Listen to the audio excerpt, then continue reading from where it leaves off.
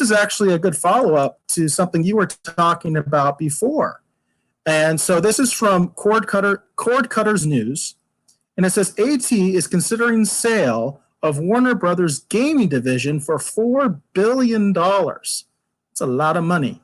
It says AT is reportedly exploring a sale of Warner Brothers Interactive, a gaming division that owns several development studios and popular franchises.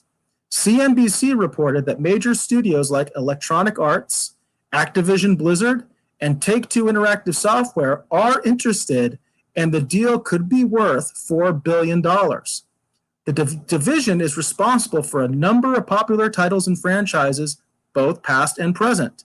Recent hits include Mortal Kombat 11, the Lego game series, and the Hitman series.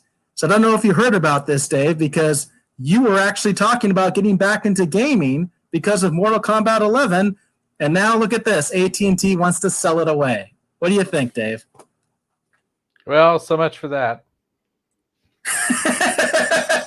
So much. Well, I mean, that's Did you hear about this?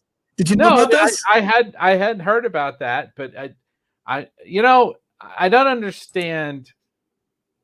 I guess that's me as someone who has,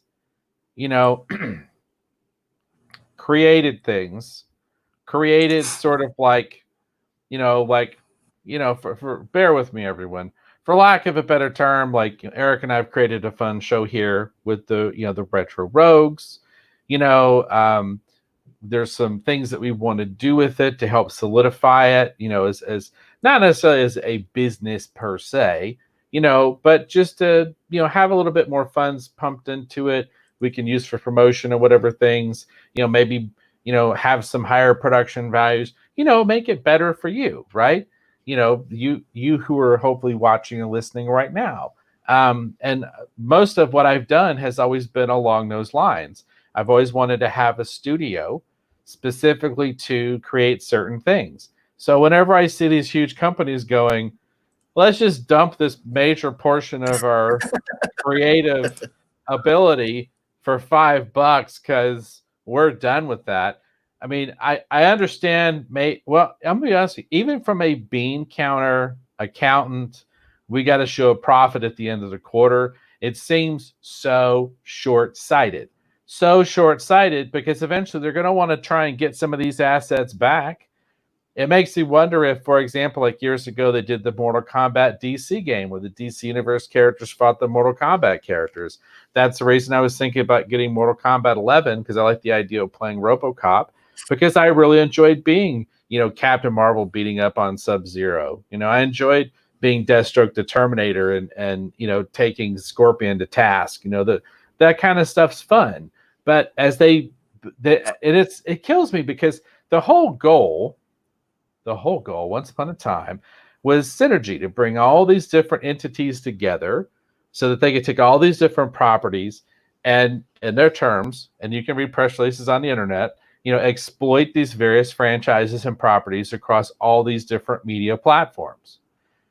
Well, if you sell your gaming division that's created all your popular games, then you just gave whatever synergy you might have had in the gaming world, you just gave it away.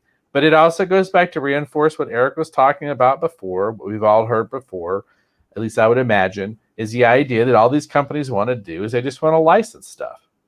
They don't really want to create things anymore. They just, it's that whole absentee landlord idea. You buy a bunch of apartments, you rent them out, and you don't think about them anymore because you just want to make the money. But you don't want to go out there and do the landscaping. You don't want to go out there and check and make sure the property's in good condition. You just want to make the money and not have to pay any attention.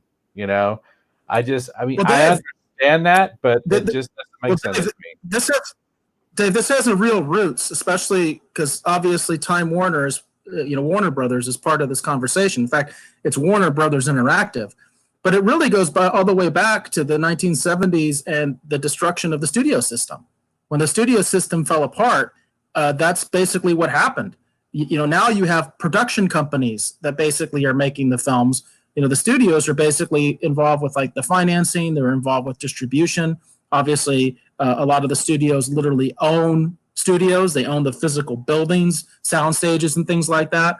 But it really gets into what you're talking about is sort of the roots of this phenomenon go all the way back to that era when the studio system was dismantled. Well, and I can see that, and it just comes back to the same thing. It's just I find it just to be kind of unfortunate, and I find it to be somewhat short-sighted, and you see it all the time. Like these companies they break off or they sell a division, because they need that influx of cash, which I can't imagine AT&T is hurting for money, but but they sell that division off or sell that piece off or whatever because they don't think they don't need it. And then a few years later, they have to reacquire it and it costs them, 4, sometimes 10 times as much as what they sold the thing for in the first place. Because what'll happen is this division, if it's sold off and broken up into parts, it'll end up becoming a series of really super mega successful, gaming franchises. You know what I mean? Here and there. And then other companies are going to snatch them up. I wonder if eventually Disney's going to wind up owning this. Disney's in the business of taking popular things off the table that other people don't know what to do with and going like, well, we'll put this in our portfolio. We're sticking our back pocket for when we need it later, So I don't know. But, Disney basically got rid of their interactive division a long time ago. They don't really have an interest in gaming. I think they look at gaming the same way they look at comics because they've always, like I said, you can go all the way back to Uncle Scrooge. And Disney has had this long history of they have no interest in making comic books. So they've always farmed that out. They've always licensed that out. And they've done the same a lot with their gaming division. As far as I know, the Disney gaming division was closed years ago. They just got rid of it. Well, here's the thing. Here's the thing I don't get. I just don't get this. Video games is one of the most popular, entertainment venues that exists on the planet right now. And when you start talking about, VR and all these other things that are either going to emerge or not emerge, how in the world could you be thinking it's like, oh, that part that creates all the video games and the interactive experiences? Yeah, we don't need them anymore. Let's just get rid of them. It doesn't make any freaking sense to me whatsoever. And then Bobby just said, have a good night. Just pulled up with my kids at the drive-in. Thanks again. Well, I hope you enjoy your night there at the drive-in with the kids. I'm curious what you're seeing, but definitely have a good time. And thanks for dropping by, visiting, and saying hi. And I still have a sketch card I need to get into the mail to you, Bobby. Again, my apologies.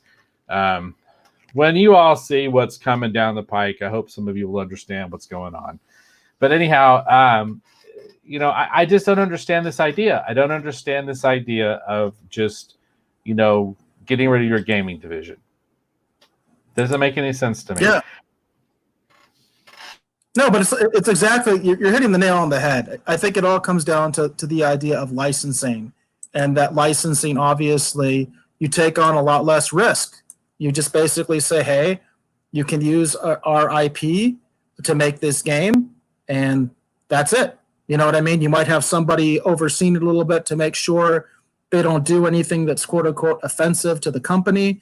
They might have some sort of final approval clause. But other than that, they don't want anything to do with it because they don't want to be involved with the risk of actually producing the game, investing in the people that they have to invest in to make the game, and then whether the game is successful or not. They don't want to take that risk. You know what I mean? It's all about minimizing risk. Yeah, I understand. I don't like it, but I understand. No, I don't like it either. I think it's pretty short-sighted. I really do, because when you do that, you obviously lose a lot of control. You know what I mean? There's just no denying that. And Jane mentions, I call it paper shuffling. I work for a company that combined 3 titled businesses. They would sell one of their companies to another one of their companies, all actually the same business.